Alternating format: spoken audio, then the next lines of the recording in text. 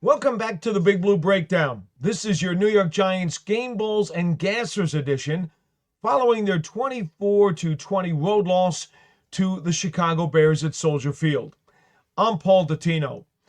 Well, it certainly does seem like Groundhog Day, correct? The Giants continue to fall apart in the late fourth quarter of games and somehow find ways to lose. This, as a matter of fact, is the fourth time that the Giants have blown at least a 10-point lead on the road in the fourth quarter and come away with a defeat. It certainly has become a very, very nasty habit. Now, before we get to our specific game bowls and gassers in this one, let's go over a few generic goods and bads that the coaching staff will obviously take a look at as the Giants just really crumbled over the course of the last 6.5 minutes or so of this game.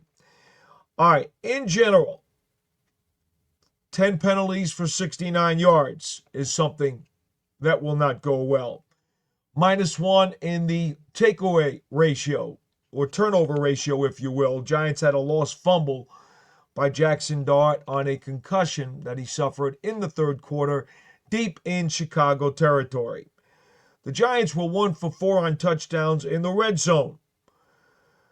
The offense suffered 4 sacks and took 9 quarterback hits. And on the last 3 offensive possessions, the offense combined for 12 snaps and 7 total yards and held the ball for only 4 minutes and 3 seconds. Or 1 second, I believe. And then on defense, Giants did not get any sacks during the course of the day and only had 3 quarterback hits. Those are just some generic numbers overall. As you look at the complete game, that will probably annoy the coaches. Giants allowed 23 first downs and 391 total yards, 171 yards on the ground on only 28 carries, and they allowed the Bears to go 3 for 4 on touchdowns in red zone opportunities. Those are all game-ending negatives by the time this thing was in the books.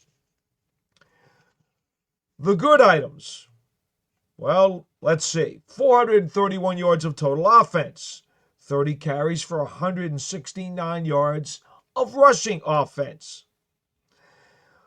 But see, the rest of the good things stop with about 6 minutes to go in the game when the Giants are on top 20-10 in position to lock it down. The Giants' defense to that point had held Chicago to 2 for 10 on third down opportunities and 1 for 4 on fourth down opportunities. And of course, what happens? A huge third down conversion on a touchdown drive for Chicago in that final 6 minutes that we just talked about. To that point, the Giants had only allowed 3 plays from scrimmage or of 20 yards or longer. The longest one had been 27 by Rome Odunze. And over the final 6 minutes, they gave up 3 more. So this wasn't even a tale of 2 games, tale of 2 quarters, tale of 2 halves. It was a tale of 3.5 quarters and roughly 6.5 minutes. It's truly remarkable. You can't make this stuff up. Fact is stranger than fiction for sure. And so the New York Giants have lost 4 in a row, and they have dropped to 2-8 on the season. And of course, they remain winless on the road. Injury-wise, we are well aware. Jaxson Dart suffered a concussion late in the third quarter. In fact, just to go back over that play, with about 5 minutes to go, Giants have it 2nd and 6 from the Bears' 28, and Dart scrambles to the left side for what appears to be a first down, but loses the football It's recovered by Chicago. He has to go into the concussion protocol as a result of the play. The Giants do get the ball back for a couple of snaps at the end of the third quarter, but then it is determined that he needs to sit down with the protocol, and Russell Wilson opens the fourth quarter for the Giants and actually leads them on what becomes a 10-play, 79-yard field goal drive, even though the first couple of plays at the end of the third that bridged the two quarters was run by Jaxson Dart. But Wilson, during the course of that drive, keeps the ball moving, and the Giants wind up down at the 1-yard line, second down and goal from the 1.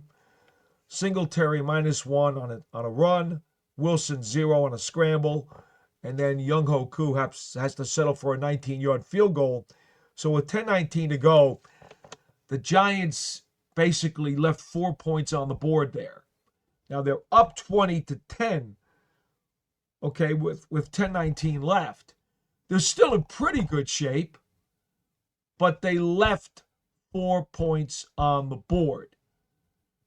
And right there, that series at the 1-yard line, that's where the dam began to burst. The cracks started to leak water right there on that final offensive series in which they settled for a field goal. And from that point forward, the Bears took a hammer and continued to punch away and create more holes in the dam until the Giants finally succumbed to defeat. So here's what we're going to do. We're going to go right to our game balls and gassers at this point. Game ball on offense. Well, we're going to go to Theo Johnson. Now, for the game, they gave him totals of 8 targets, 7 catches, 75 yards, long of 25. But here is what was impressive about Johnson. The Giants had a 10-7 lead at halftime. By that point, he had tied his career high with 7 targets. Now, of course, the ball has to be thrown to him, so that's more of a quarterback decision. But on a career tying 7 targets in the first half, and that was Johnson's career high for a game, by the way. Let me make that clear. He catches a career high 6 passes for a career high 71 yards. To that point, Daniel Bellinger had also been targeted twice and caught 1 pass for 8 yards. So the Giants tight ends had caught 8 passes in the first half. And quite honestly, even though it may not have been the prettiest game, they were effectively in the lead and deserved to be so. Well, by the time the game ended, I go back here and look at my notes. Bellinger did not get another target. Johnson only got 1 more target, and it was complete for 4 yards. So, no sense in crying over spilled milk, and you certainly can't blame Johnson for not getting any more opportunities, but he was outstanding in the first half. And for that, we are going to give him a game ball. Now, as far as game ball on defense, I'm going with none. The Giants totally fell apart at the end of this game. They gave up a touchdown drive of 9 plays and 91 yards that took only 2:17 off the clock. And so with 4 minutes left, the Bears had gotten this game to 20-17. And then after a 3-and-out and a very poor shanked punt by Jamie Gillen, the Bears go on a 4-play, 53-yard touchdown drive that took just over a minute to complete, and they take a 24-20 lead that their defense would hold on to. Yes, a defense that held on to a lead, and they win the game 24-20. There's just no way that anyone on defense can get a game bowl after what the Giants did over the final stretch of this ball game. It's just not possible. The last 6.5 minutes were about as nasty as they get. I just cannot I just cannot give a game ball to anybody on defense. All right, we go back to special teams. I am going to give one game ball out. Going to be to Tay Banks for a really sweet 39-yard kickoff return in the third quarter. He's done actually a pretty good job handling kickoff returns. You know, the Giants have had a few guys back there who have done nice work, including Jalen Hyatt just a week ago. But, wow, it was quite surprising over the course of the last several weeks to see Banks and Hyatt both do pretty nice work on kickoff returns. So those are my game balls for offense, defense, and special teams. Now, we're going to go to the Gassers. We're going right to the offensive line for the Gassers. And it won't be any player in particular. I think you really have to make all of them go. Because we just talked about the most critical series of the game for the offense when they had an opportunity to really put their stamp on this game at the beginning of the fourth quarter. But second and goal from the 1, two horrific plays for the offense leads to the field goal by Koo and the 20-10 lead. So that's where it starts. We then go to the Giants' next drive after the defense gets them a 3-and-out. And that's where everything good stopped for the defense. Giants get the ball back at the Chicago 42 with 8:41 to go. They're certainly in position right there. Not in the scoring zone yet. As you know, I consider the scoring zone the 30. Not in the scoring zone yet, but close enough to it. 4-yard gain for Tracy on a run. But then on 2nd and 6 from the Chicago 38, a false start on John Runyon, followed by a holding penalty on Adam Schlotman. And now the Giants are all the way backed up into their own territory, 2nd down and 21 from their own 47. So Tracy winds up with a 5-yard catch, 3rd and 16 from the Chicago 48. And then a running play gets him 9 yards. So now it's 4th down and 7 from the Chicago 39. Giants realized at that point, you know, with the crazy conditions, winds were gusting up nearly 40 miles an hour with snow showers throughout the course of the game. They're not going to kick a field goal there, although if it was the other team, you know, other teams can make field goals against the Giants from any distance under any conditions. But in this case, I understand. Would have been a 57-yard attempt for Younghoe Koo. The Giants decide that they'll take the delay of game penalty. Fine. The Bears decline it. And then, the Bears decline it. And offer the fair catch at their own 9-yard line. They come back and they go on a 91-yard touchdown drive. So you have the offensive line failing to punch it in from the 1. Then you have 2 consecutive offensive line penalties that destroys any potential opportunity to add to a 10-point lead. On the Giants' next possession, with under 4 minutes to go, 1st down, they give up a sack. Then Singletary for 5, 3rd and 7 from the Giants' 38. Now the Giants give up a 2nd sack on 3 snaps, and they're forced to punt it again. This time Jamie Gillen shanks a 26-yarder, and now the Bears have the ball at their own 47 with 3:01 to go, and they are only down by 3 points. They don't have to do much if they want the game-tying field goal, but why should they do that? They're just going to drive the rest of the field and take the lead. Well, of course, that's what happens. And then the Giants' offensive line crumbles once again. They're down by 4 with 1:47 to go. And 1, 2, 3, 4, 5, 6 snaps the Giants get. Starting from their own 35, you get a throwaway by Russell Wilson, an 11-yard scramble by Russell Wilson, a short dump off to Tyrone Tracy for nothing, and then a throwaway on pressure against the quarterback.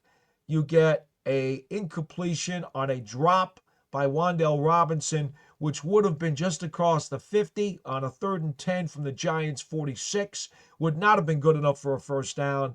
And then on 4th down from the Giants' own 46, pressure again on Wilson. His arm gets hit, ball flutters, hits the ground, and now the Bears are able to take a knee in the final 40 seconds, and the Giants lose. The offensive line crumbled just as the lead crumbled over the final stages of this game. So the offensive line has to get the complete gasser here. On defense, as much as I hate to do this because, again, it is a complete and utter collapse over the last 6.5 minutes, the 2 key plays, they come on the 91-yard touchdown drive by the Bears. We can't ignore the fact that on 1st and 10 from the Bears 46, Drew Phillips gets called for an illegal contact on a dropped pass by Zacchaeus. Who knows what would have happened if the penalty does not get called, but the penalty is an illegal contact. Phillips bumps Rome Odunze about 6.5 yards from the line of scrimmage. Little too deep. You remember you get the 5-yard leeway. He bumps him a little bit past that. They call him for illegal contact, so it sets up the Bears first down at the Giants' 49. And then after a potential sack, which is missed by Darius Alexander, on 2nd and 10 from the Giants' 49, Rome Odunze runs a little from the right slot, runs a little route over the middle, and Phillips just isn't tight enough in coverage. 18-yard pickup, first down at the Giants' 31. Then another potential missed tackle as Williams scrambles 29 yards around his left sideline. Bobby Okereke runs out of gas and just can't catch him as Wilson turns on the Jets and goes upfield all the way to the Giants' 2. And then Odunze is wide open. Busted coverage in the middle of the end zone, catches a 2-yard touchdown pass. So on that final 1, 2, 3, 4, 5 plays of that touchdown drive, Phillips gets called for an illegal contact, which got the ball into Giants territory, and then gives up a big 18-yard pass play to Odunze, which gets the Bears into legitimate scoring zone territory. So we'll go there, but there's really enough of blame to spread around for Gassers on defense. Finally, on special teams, I mentioned to you the shank punt by Jamie Gillen for 26 yards, 2:53 to go. 26-yard punt goes out of bounds at the Chicago 47, which puts them in golden field position for what becomes the decisive touchdown drive of this game. 4 plays, 53 yards in just over a minute to complete. And the ball game is over. The Bears beat the Giants by the final count of 24-20. It's truly inexplicable, but the late game crumbles in all kinds of ways, whether it's mental mistakes, physical mistakes, terrific plays above the X's and the O's by the opposition. We have seen these things happen time and time again. As we said earlier, this is the 4th time the Giants have been on the road and blown a lead of at least 10 points and walked out of that building with a defeat. Those things happen because of a confluence of events. They don't just happen because of one play. That'll do it for this edition of the Big Blue Breakdown, your Game Balls and Gassers edition for the New York Giants and their loss to Chicago. We will be back again on Wednesday night at 8 p.m. Eastern Time with a live edition of the Big Blue Breakdown, where we will take your chats, your audio calls, and your video calls, if you so choose, to talk about the state of the Giants as they prepare for Sunday's home game against the Green Bay Packers. Until then, keep it tuned to the New York Giants on SI YouTube channel and media network for all of your Big Blue news. I'm Paul Dottino. So long, everybody.